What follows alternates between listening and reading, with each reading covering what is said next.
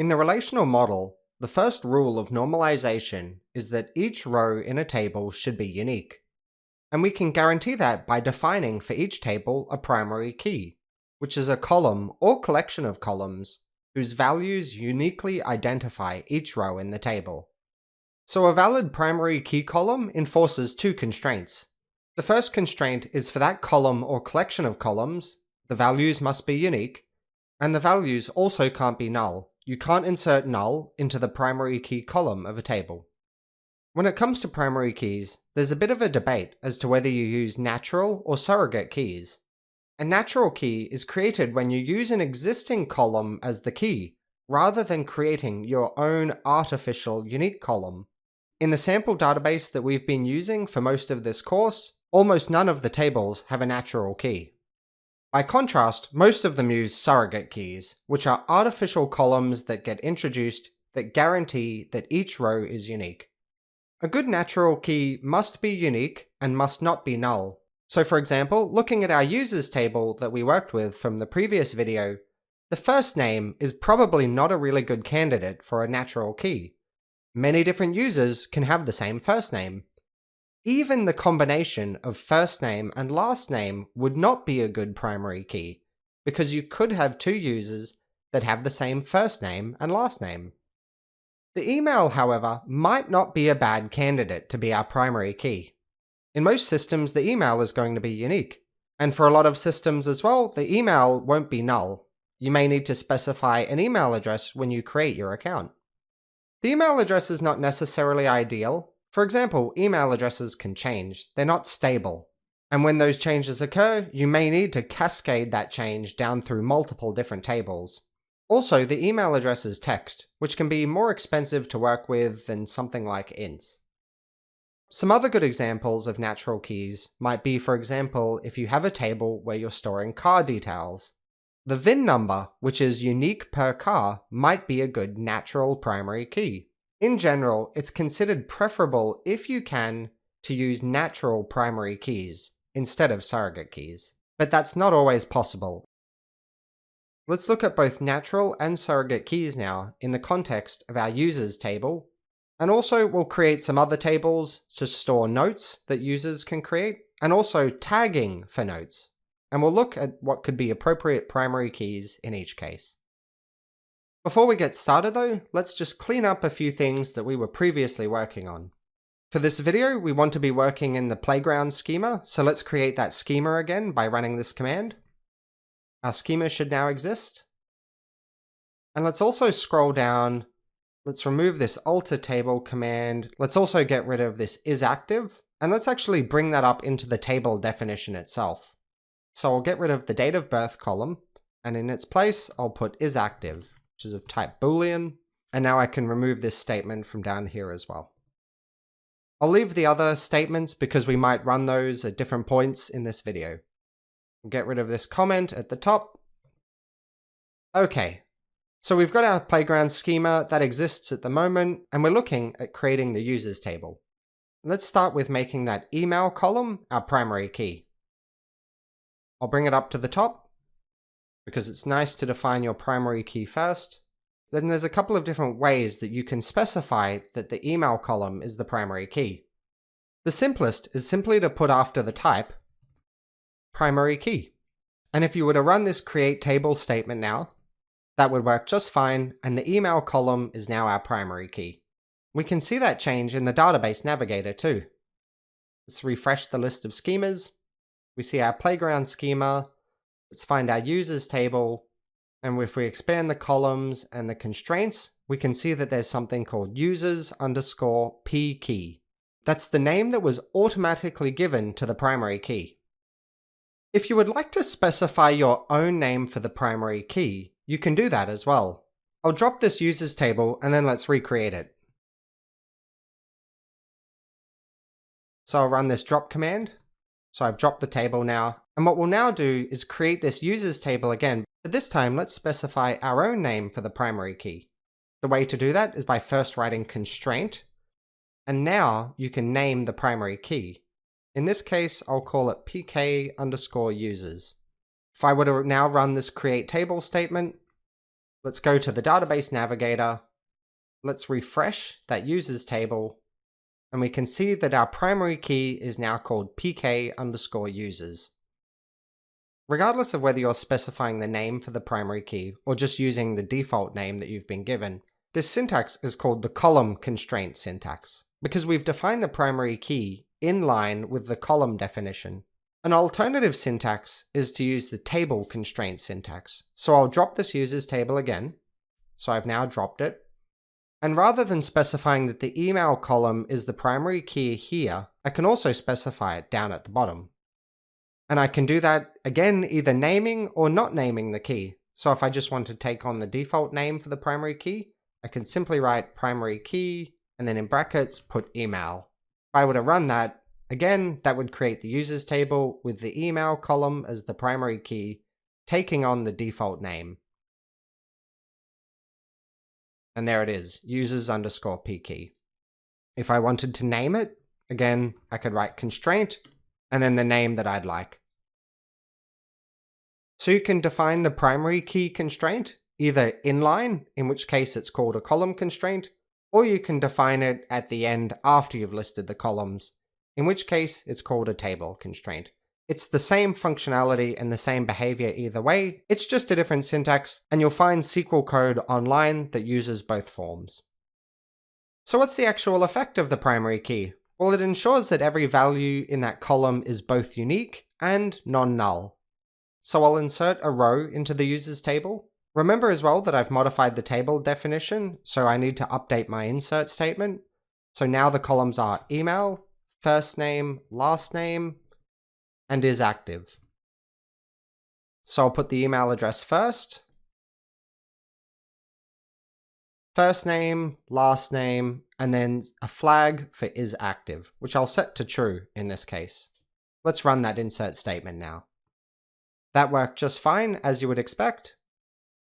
Now imagine that I tried to insert a different user, but with the same email address. So rather than inserting Neil Sainsbury, I'll insert Jeff Bridges. The name is different, but the email address is the same. And when I run this now, I should get an error. And the error is that this value violates the unique constraint users_pkey, which was the name of our primary key. So the primary key has worked. Similarly, if I tried to insert null, I'll also get an error. And that's because you can't insert null into a primary key column. Now for this application, I also wanted to store notes. And a note is just some text that's been written by a user. Imagine that we're creating a sort of a digital pinboard or digital notebook. So there's not really much to a note apart from just its text itself. So what would be the attributes on our notes table? Well, a note consists of some text, so we'll call the column note, and the type is text. A user creates the note, so we should store the identifying key for the user, and in our case, that's the user's email address. We'll put that column as user_email, and the type of that was a varchar. What could be our primary key here though? Unlike with the users table, there's not really any column or even combination of columns that jumps out at us as something that we would want to set as the primary key. And so this is where surrogate keys are useful. You've seen them all throughout this course and also in use in the sample database. And our surrogate key then will be what we call a note ID. And the note ID will be an integer. I should also mention that we need to create this within the playground schema. If we were to create the table as is, then what that would mean is that every time we insert a new record into the notes table, we would have to specify a unique integer as the note ID. The onus would be on us to come up with unique IDs every single time for every row insertion that we want to do. To avoid having to do that, we can make use of a Postgres type called serial. And if we specify the type of the note ID as serial, what that will do then is allow us to, every time we insert a new row into the notes table, just get a new auto-incremented integer value inserted for us, rather than us having to come up with the value. Let's write an insert statement now to demonstrate how that works. So we'll insert into playground notes table, and the values that we want to insert are the note and the user email. notice how when we're constructing our insert statement, we don't have to say that we're providing the note ID. Because it's of type serial, Postgres will take care of filling that in for us. So we can say values. Our note will just be, remember to buy some milk today. And the user's email will just be that one valid email that we have in our user database, which is neil@masterywithdata. Okay, so let's go ahead and create that notes table. And it seems like I missed a comma. That's fine. Let's add that in. Done. That's created the notes table. Now let's insert this record into the notes table. And that's done as well. Now let's pull our data back. Let's have a look at what's in the notes table. Running that, we simply have the one record that we expected. And notice that the note ID is set to 1. Let's add another note. Now let's run this insert statement again. And let's run the select statement once again. Notice that the ID is 2. It's been automatically incremented. When you use the serial type, the new value will always be 1 greater than the largest that's already been created for that column. When you specified the serial type, behind the scenes, Postgres has actually created what's called a sequence. That's a type of database object, and you can see it in the database navigator too. So under our playground schema, we go to sequences, refresh that, you'll see that there's a new sequence there. You can even double click on that sequence, have a look at data, and you can see what current value that sequence is up to. So when this sequence is next called on again to generate a new ID, it will do 1 greater than that. As an alternative to serial, you'll also sometimes see surrogate keys defined as GUIDs or UUIDs, short for Universal Unique Identifier. A UUID is a 32-digit hexadecimal string. And by contrast to the serial type, which just corresponds to an integer, UUIDs make it easier to move data around between databases, so they're quite relevant and useful if you split the data across multiple databases, like in distributed systems. Rather than using the serial types, there is actually a new syntax that you can use that was introduced in Postgres 10. It's more standards compliant, so I'd recommend it as the way going forward. Let's drop this notes table first, and then we'll recreate it using this new approach. Run that command. We've now dropped the notes table. So let's recreate the notes table again. And rather than specifying the type as serial, we can simply specify it as its native underlying type. So int or big int. I'll go with big int in this case. And what we want to write now is generated as identity. And you can specify by default or always. I'll go with by default as identity. And of course, we have to specify still that it's the primary key. As we've written it now, the note ID column will be our primary key, and it will get a unique integer value for every row that gets inserted. Under the hood, it actually still will create a sequence type, and it will behave exactly the same way as we were just looking at. But that sequence type now won't be exposed as a database object. So we can run this command now. The notes table has been created. We can insert a few records into the notes table. So we'll insert in take out the trash. We'll insert in remember to pick up milk. Run that. And now if we run our select statement, it's behaved exactly the same way. Note 1, note 2, and it would continue to auto-increment as you insert new rows. Going forward, I would always use this new syntax if I were introducing an auto-incremented primary key. So we've now looked at primary keys that have just been defined on one column, either natural keys, in the case of our email address for the users table, or this note ID as the surrogate key for the notes table. But it's still just been on one column in both cases. When could it be useful to define the primary key over multiple columns and create what's called a composite key? Let's consider a situation where we want to support the ability for users to tag notes, kind of like in Gmail how you can tag different emails. So you might tag a note as personal or private or to-do. A note can have many such tags, but you shouldn't be able to tag a note more than once with the same tag. So this suggests a situation where a composite primary key might be applicable. The combination of a note and tag must be unique. So let's create our note tags table, which will store the tags for each note.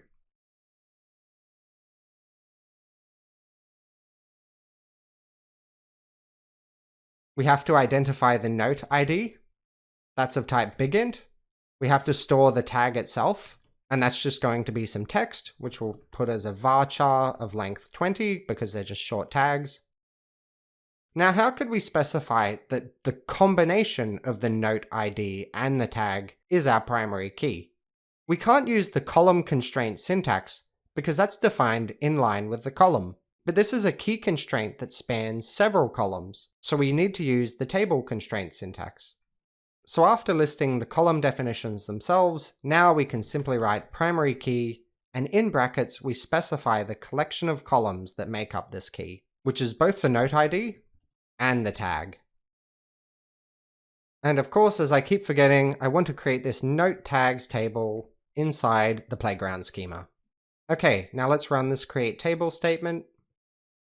And now let's insert some values into that table.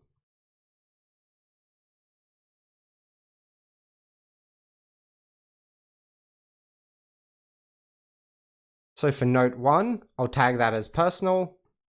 And let's say note 1 also has the tag to do.